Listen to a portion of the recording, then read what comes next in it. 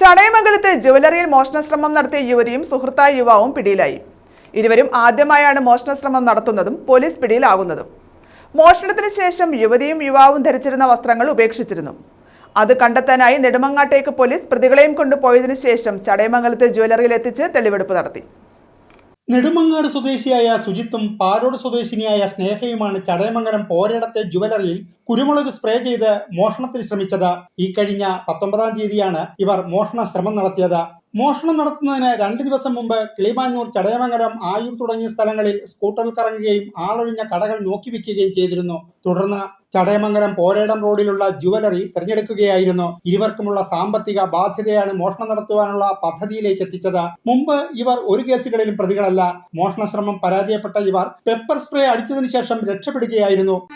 നിങ്ങൾ എത്ര ദിവസം ഞങ്ങളെ വാച്ച് ചെയ്തിട്ടാണ് ഞങ്ങൾക്ക് ഇത് കിട്ടിയത്?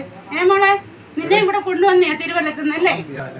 എനിക്ക് ഈ SI സാറിനടുത്തും ഇവിടുത്തെ ചടയമംഗലം സ്റ്റേഷനിലെ സാറന്മാരടുത്ത് വളരെയധികം നന്ദി, കൃതജ്ഞത എല്ലാം ഉണ്ട്.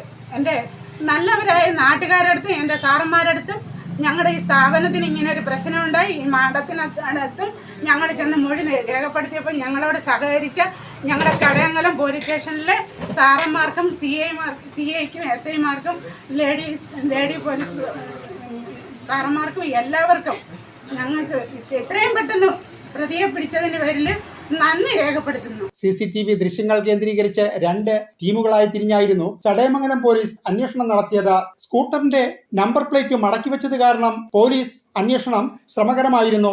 യുവതി തലേ ദിവസം ജുവലറിയിൽ വന്ന് സ്വർണ്ണാഭരണങ്ങൾ നോക്കി വിലകൾ ചോദിച്ച് മനസ്സിലാക്കിയിരുന്നു. പിറ്റേ ദിവസം ഭർത്താവിനെയും കൂട്ടി വരാമെന്ന് പറഞ്ഞ് മടങ്ങുകയായിരുന്നു. തുടർന്നാണ് പിറ്റേ ദിവസം മോഷണത്തിന് തുനിഞ്ഞത്. യുവതി മാല കൈക്കലാക്കി എന്ന് കരുതിയാണ് യുവാവ് പെപ്പർ സ്പ്രേ അടിച്ചത്. മോഷണ ശ്രമം നടത്തിയതിനു ശേഷം ചടയമംഗലം പോരേടം റോഡിലൂടെ സഞ്ചരിച്ച ഇവർക്ക് ആദ്യം വഴിതെറ്റി പ്രതികൾ ജഡായു ടൂറിസം മേഖലയിൽ എത്തുകയായിരുന്നു. 100-ലധികം CCTV ദൃശ്യങ്ങൾ പരിശോധിച്ചാണ് പോലീസ് പ്രതികളിൽ എത്തിച്ചേർന്നത്.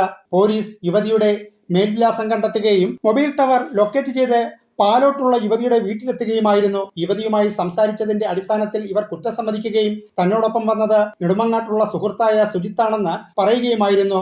19/7/2024 അതായത് മെനഞ്ഞാന്ന് നമ്മുടെ ചടയമംഗലം പോലീസ് സ്റ്റേഷൻ പരിധിയിൽ ചടയമംഗലം പോരേടം റോഡിലുള്ള ഒരു സ്വകാര്യ ജുവലറിയിൽ ഒരു സ്ത്രീയും ഒരു പുരുഷനും എത്തി സ്വർണം വാങ്ങാനെന്ന വ്യാജേന കുറച്ച് സമയം അവിടെ തങ്ങുകയും അതിനുശേഷം സ്ത്രീയുടെ അവിടെ സ്റ്റാഫായി നിന്ന സ്ത്രീയുടെ മുഖത്ത് എന്തോ ഒരു വിധത്തിലുള്ള സ്പ്രേ, പെപ്പർ സ്പ്രേ ആണോ സംശയം പറയുന്നുണ്ട്, അങ്ങനെ സ്പ്രേ ഉപയോഗിച്ച് അവരെ ആക്രമിച്ച ശേഷം രണ്ടുപേരും കടന്നു കളഞ്ഞായിട്ടൊരു കേസ് സ്റ്റേഷൻ റിപ്പോർട്ട് ചെയ്യുകയുണ്ടായി.